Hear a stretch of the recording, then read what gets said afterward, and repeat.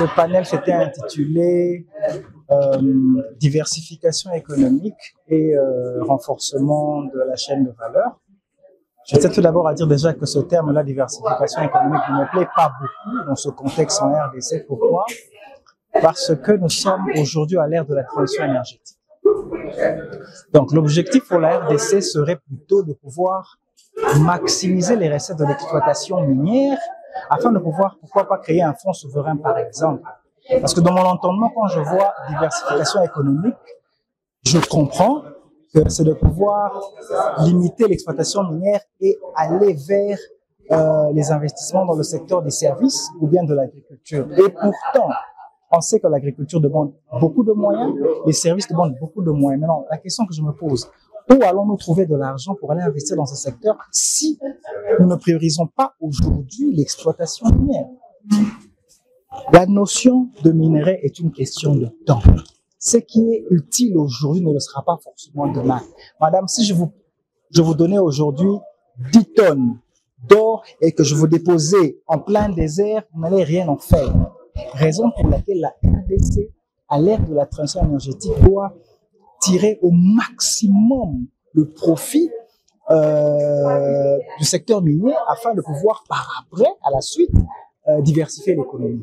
Mais il y a aussi un élément dont je voudrais parler, c'est au niveau de la consommation du cobalt.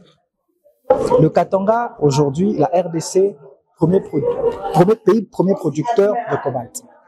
Il se fait que ce cobalt la consommation de ce cobalt avait été attirée par une chimie particulière des batteries pour les véhicules électriques, la chimie NMC.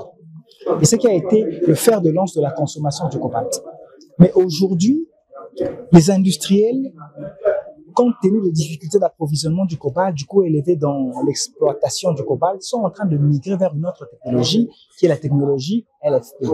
Permettez-moi de vous rappeler que à l'heure actuelle, c'est la technologie lithium-ion qui bat son plein pour le stockage d'énergie. Et dans la technologie lithium-ion, nous avons les chimies suivantes. Nous avons la chimie LCO, la chimie lithium-cobalt oxyde, nous avons la chimie LMO, lithium-manganèse oxyde, nous avons la chimie NMC, nickel-manganèse-cobalt, nous avons la chimie NCA, nickel-cobalt-aluminium, nous avons la chimie LFP, lithium-fer-phosphate, ainsi que la technologie lithium-titane-oxyde.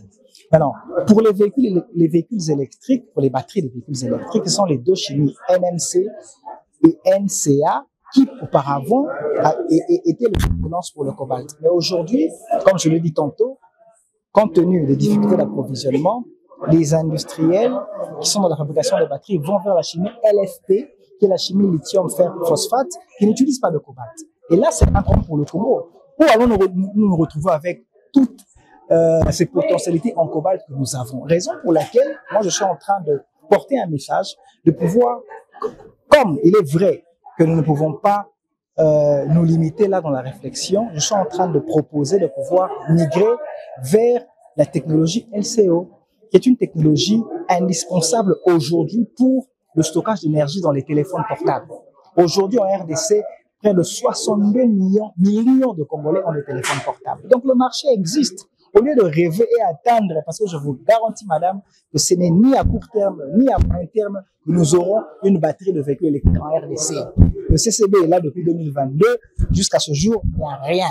Donc, mieux vaut aller à une chimie qui sera facile et que nous pourrons facilement avoir des résultats.